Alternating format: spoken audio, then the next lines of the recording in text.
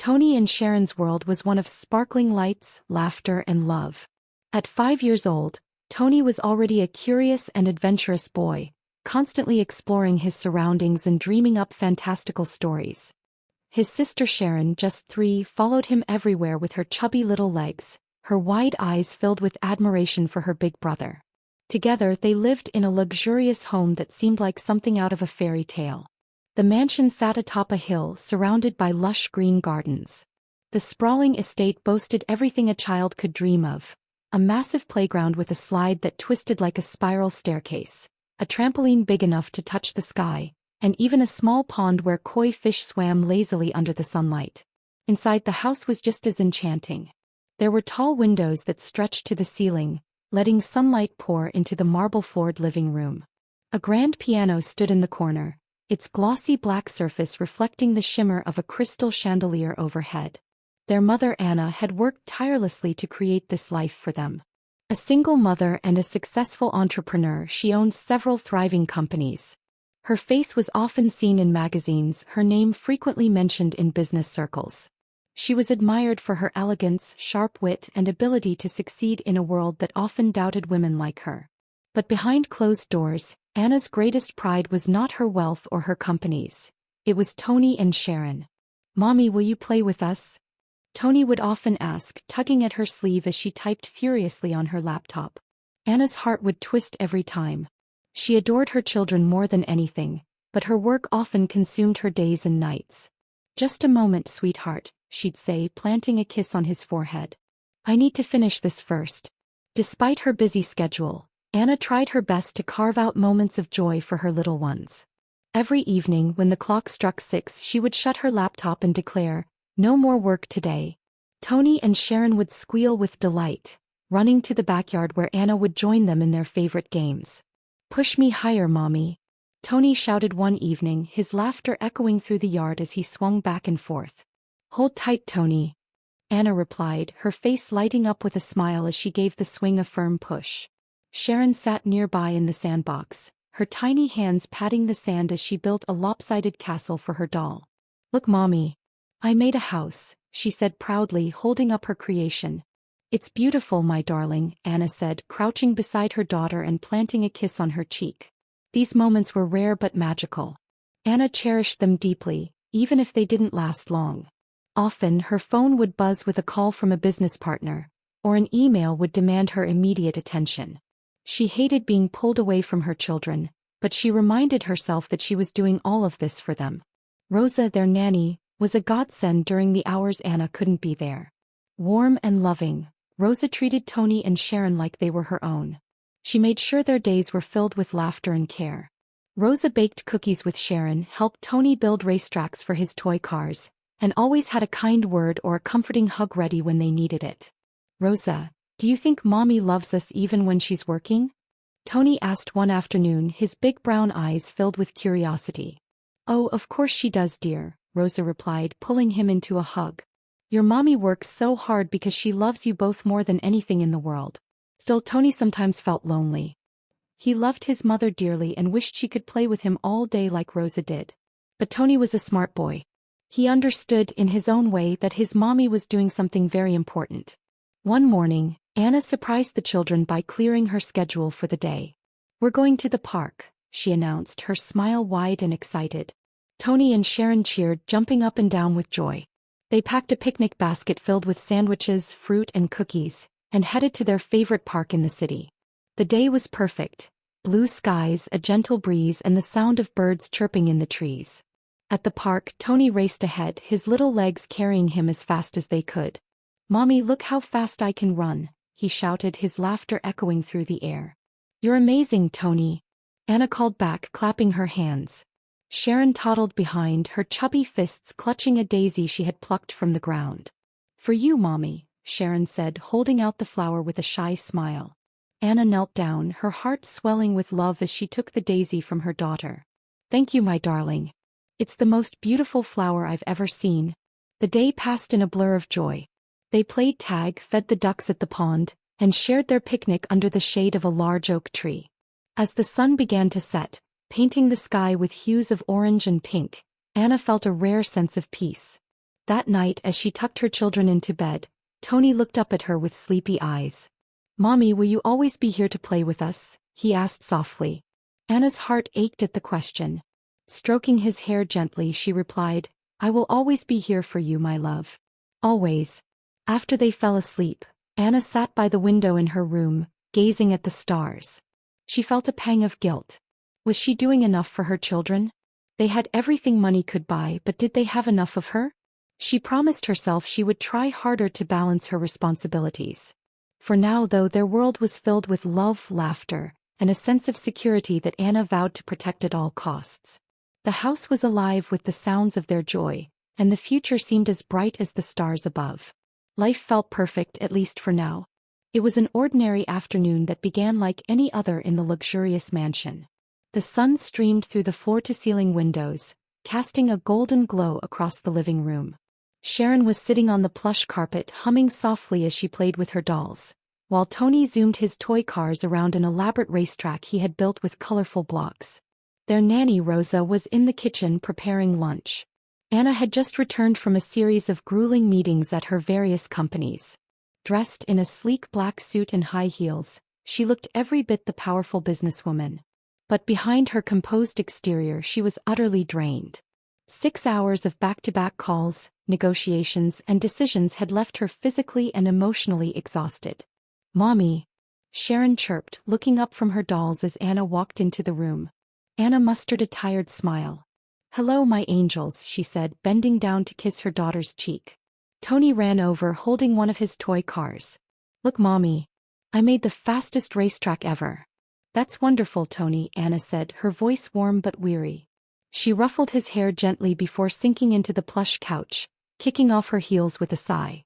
The weight of the day pressed heavily on her shoulders. She leaned back, closing her eyes for a moment, wishing for just a few minutes of rest. Rosa peeked into the room. "Lunch will be ready in 10 minutes, Miss Anna," she said kindly. Anna nodded. "Thank you, Rosa." She glanced at the living room table, where she had absent-mindedly placed her handbag upon entering the house. Inside was her licensed handgun, a precaution she carried due to her high-profile status. She usually kept it locked away in a safe, far from the children's reach.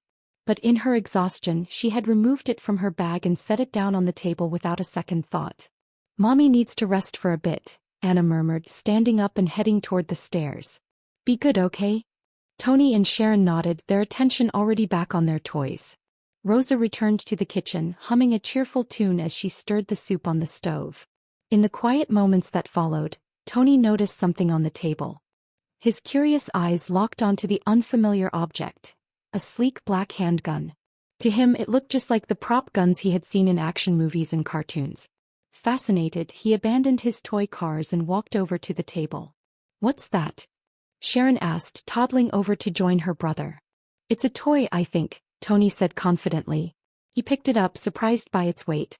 "Whoa, it's so heavy." Sharon's big eyes widened in wonder. "Can I hold it, Toto?"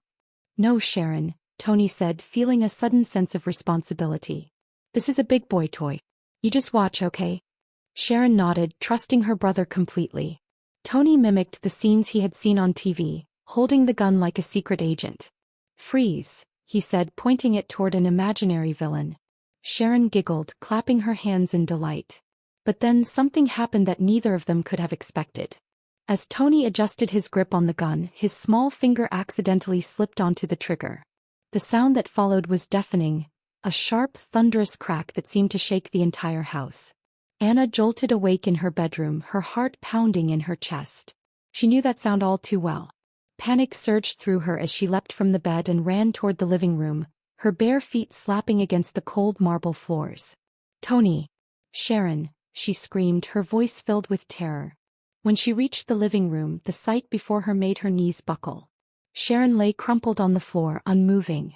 A crimson stain spread rapidly across her tiny dress, vivid against the pale carpet. Tony stood frozen, the gun still in his trembling hands, his face pale with shock.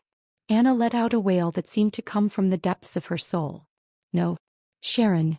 She rushed to her daughter, dropping to her knees and cradling the lifeless body in her arms. "Mommy, I didn't mean to," Tony whispered, his voice trembling. Tears streamed down his cheeks as he dropped the gun to the floor. He was too young to fully understand what had happened, but the horror in his mother's eyes told him something was terribly wrong. Rosa appeared in the doorway, her hands flying to her mouth as she took in the scene. "Oh dear Lord," she cried, rushing to call for an ambulance.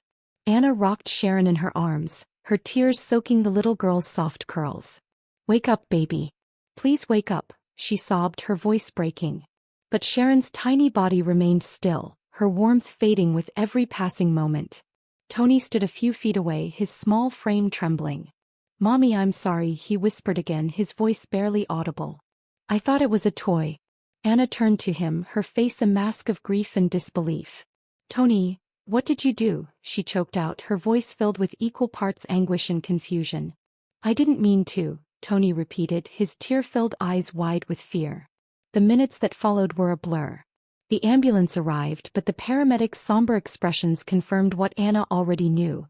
Her precious Sharon was gone. Anna collapsed onto the couch, clutching her head as sobs racked her body. Tony sat beside her, his small hand reaching out to touch hers. "Mommy, is Sharon okay?" he asked softly, his innocent mind unable to grasp the permanence of death. Anna pulled him close, holding him tightly as tears streamed down her face. "No, Tony," she whispered. "She's not okay." In that moment, the weight of her own negligence crashed down on her. She had left the gun within reach. She had failed to protect her children. Tony buried his face in her chest, crying softly. "I didn't mean to hurt her, Mommy. I'm sorry." Anna stroked his hair, her heart breaking into a million pieces. She didn't have the strength to respond, her mind consumed by the tragedy that had shattered their once perfect world. The house, once filled with laughter and love, now felt eerily silent. The days after Sharon's death were a blur of grief, guilt, and unbearable silence. The once lively mansion where laughter echoed in every corner, now felt like a hollow shell. The sunlight that poured through the grand windows seemed harsh, exposing the emptiness within. Anna wandered through the house like a ghost, her thoughts consumed by the image of her daughter's lifeless body in her arms. The police had come and gone, deeming the incident a tragic accident. Anna cooperated fully, her voice trembling as she recounted the events of that day. No charges were pressed, but the judgment in their eyes was unmistakable. She felt as though the whole world was silently accusing her of failing as a mother.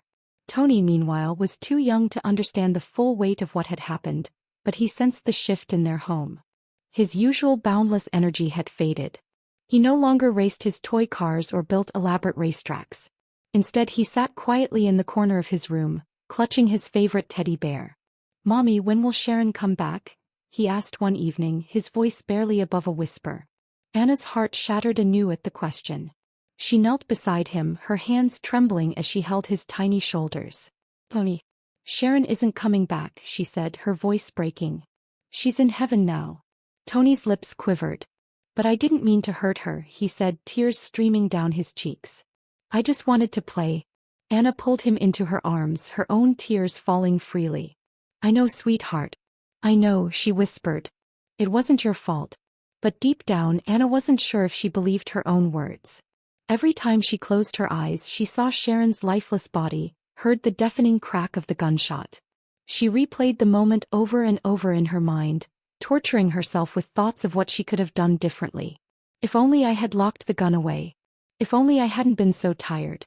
If only I had spent more time with them instead of focusing on work. The guilt was suffocating.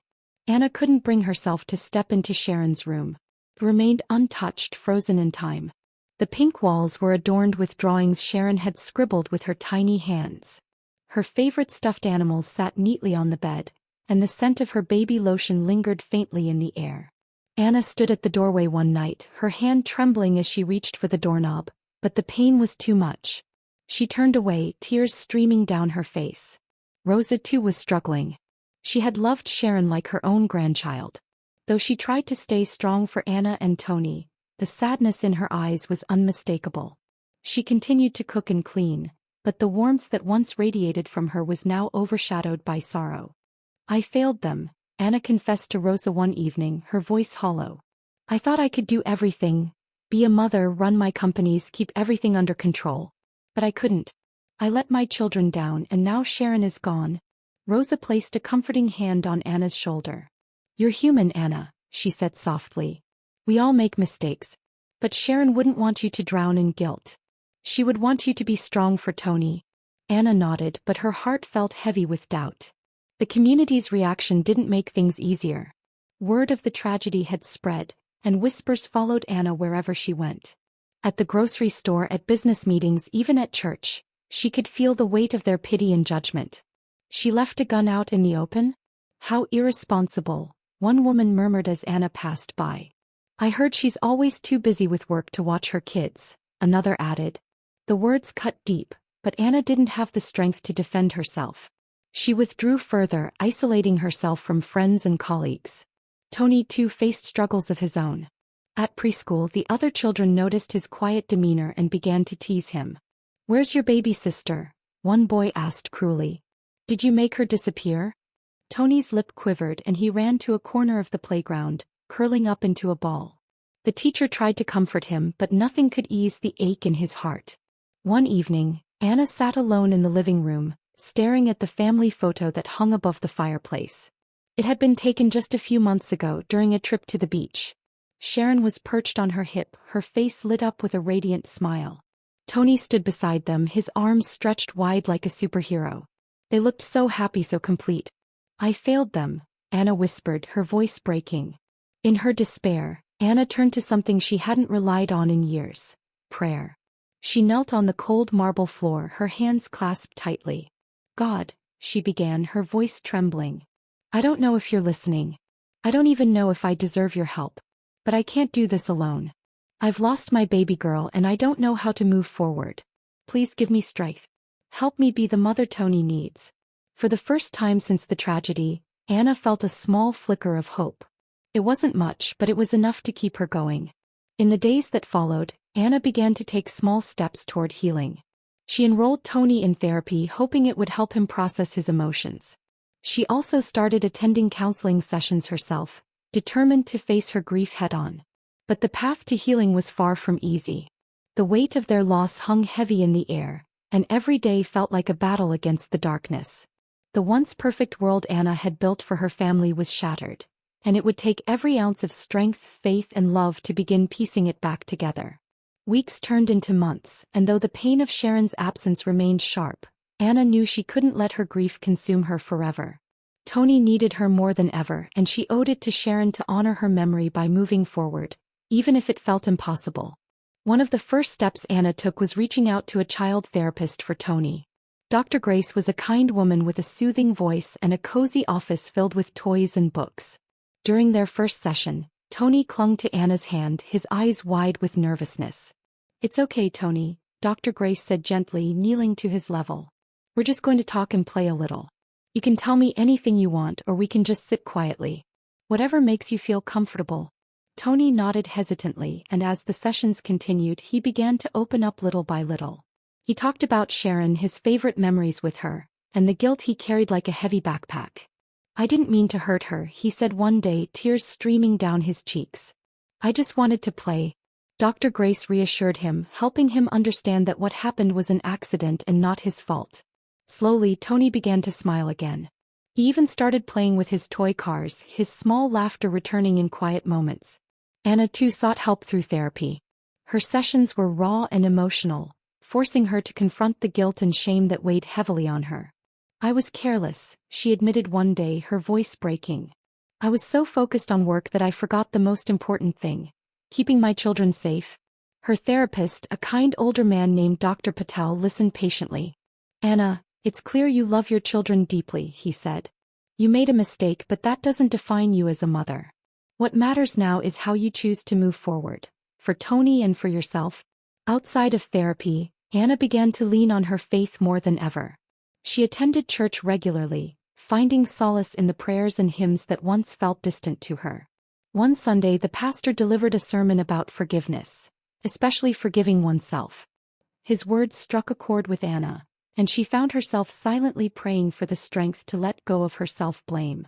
Tony joined her at church, and together they lit a candle for Sharon each week. It became a sacred ritual, a moment of connection that helped them feel close to her. "Do you think Sharon can see us from heaven?" Tony asked one day, looking up at the stained glass windows. Anna smiled softly, brushing a hand through his hair. I think she can, sweetheart. And I think she's smiling down on us right now. As time passed, Anna also made changes to her lifestyle. She scaled back her work commitments, delegating more responsibilities to trusted employees. For the first time in years, she prioritized being present for her family over chasing professional success. Afternoons that were once consumed by business meetings were now spent baking cookies with Tony, reading bedtime stories and playing soccer in the backyard. Catch Mommy! Tony shouted one sunny afternoon, kicking the ball toward her with surprising force. Anna laughed as she stopped the ball with her foot. You're getting too good at this, Tony. You'll be a professional player someday. Tony beamed, his cheeks rosy with pride. Rosa remained a steady presence in their lives, offering her unwavering support. She often reminded Anna of the strength she had shown in picking up the pieces after the tragedy. You're doing everything you can to be there for Tony, Rosa said one evening. Sharon would be proud of you. Despite the progress they were making, there were still difficult days. Anna struggled with waves of guilt that crept in when she least expected it. Tony had nightmares sometimes, waking up crying for his sister. On those nights, Anna would sit by his bed, holding him close and whispering reassurances until he fell asleep again. But there were also moments of unexpected joy that reminded Anna of life's beauty. One evening, as they were watching the sunset from their backyard, Tony turned to her and said, Mommy, I think Sharon is in the sky, painting the clouds for us. Anna's heart swelled with emotion. I think you're right, sweetheart, she said, pulling him into a hug. The turning point came when Anna decided to honor Sharon's memory in a meaningful way. She established a foundation in her daughter's name, dedicated to promoting child safety and educating parents about the importance of securing dangerous items like firearms. The foundation's mission gave Anna a renewed sense of purpose, and she poured her energy into it, determined to prevent other families from experiencing the same heartbreak. Tony, too, contributed in his own way. During one of the foundation's events, he drew a picture of Sharon and proudly showed it to the attendees. This is my sister, he said, his voice clear and confident. She's in heaven now, but we want to keep other kids safe like her. The room fell silent and Anna felt a lump rise in her throat. She hugged Tony tightly, overwhelmed by the bravery and love he displayed. The foundation became a beacon of hope for Anna and Tony. Through their efforts, they met other families who had experienced loss and found solace in sharing their stories. Slowly, the mansion that once felt so empty began to fill with a new kind of light. A light born from resilience, love, and the determination to turn pain into purpose. A year had passed since the tragedy, and though life was far from perfect, Anna and Tony had found a way to carry on. Their days were no longer overshadowed by endless grief. Instead, they were marked by small moments of joy, growth, and healing. The mansion, which once felt like a silent reminder of loss, had come alive again. The laughter of children echoed through its halls as Tony invited friends over to play. Anna, now more present and engaged, often joined them, her heart swelling at the sight of her son smiling so freely. One sunny afternoon, the pair stood in the garden, where they had planted a small tree in Sharon's memory. It was a cherry blossom tree, its delicate pink flowers blooming brilliantly. She would have loved this, Tony said, looking up at the blossoms swaying gently in the breeze. Anna knelt beside him, brushing a tear from her cheek. Yes, she would have, she said softly. This tree is like her, beautiful, strong, and full of life. The Sharon's Light Foundation had grown beyond what Anna had ever imagined. Through its efforts, hundreds of families had received free childproofing kits, educational workshops, and access to support groups. Anna often spoke at events, sharing her story not from a place of guilt, but from a desire to make a difference. One evening, after a particularly successful fundraiser, Anna sat in her study, reviewing thank you letters from families who had been helped by the foundation. A sense of peace washed over her as she realized how much good had come from her decision to turn pain into purpose. Tony bounded into the room, holding a brightly colored envelope. Mommy, look. I made this for you. Anna opened the envelope to find a handmade card with a drawing of their family. Sharon was in the middle, her angel wings sparkling with glitter. Beneath the drawing were the words, "We love you, Sharon." Anna hugged Tony tightly. It's beautiful, sweetheart. Thank you. Do you think Sharon can see it? He asked, his eyes filled with hope. Anna smiled, her heart full. I think she can, Tony. And I think she's smiling right now. Their faith, too, had become a cornerstone of their healing. Sunday mornings were now spent at church, where they found comfort in the sermons, the hymns, and the supportive community. One Sunday, the pastor invited Anna to speak about her journey. Standing at the pulpit, Anna took a deep breath. A year ago, I thought I'd never smile again, she began. I thought the weight of my grief would crush me. But through God's grace, I found strength. I learned that even in the darkest moments, there's hope. And I've learned to forgive myself, to trust in God's plan, and to honor my daughter's memory by helping others. The congregation responded with warm applause, and Anna felt a deep sense of fulfillment. That evening, Anna and Tony sat on the porch watching the sunset. The sky was painted in hues of orange, pink, and gold, and Tony leaned his head against Anna's shoulder. Do you think Sharon made this sunset for us, Mommy? He asked, his voice soft. Anna kissed the top of his head. I do, sweetheart. I think she's reminding us that she's always with us, in the beauty of the world around us and in our hearts. As the days turned into weeks, the bond between Anna and Tony grew stronger. They learned to find joy in the little things, sharing ice cream on a hot summer day, dancing around the living room to their favorite songs, and cuddling under a blanket during movie nights. One evening, as they baked cookies together, Tony looked up at Anna and said, I'm happy, Mommy. Anna paused, her eyes welling with tears. She knelt down to his level and held his face in her hands. I'm happy too, Tony, she said. And I'm so proud of you. You're the bravest, kindest boy I know. Their journey had been filled with pain, but it had also been a testament to the power of love, resilience, and faith. They had faced unimaginable loss, but they had emerged stronger, holding on to the memories of Sharon while embracing the future with open hearts. As the cherry blossom tree outside their windows swayed in the evening breeze, Anna whispered a silent prayer of gratitude. For Tony, for Sharon's memory, and for the chance to rebuild their lives. In that moment she knew they were going to be okay.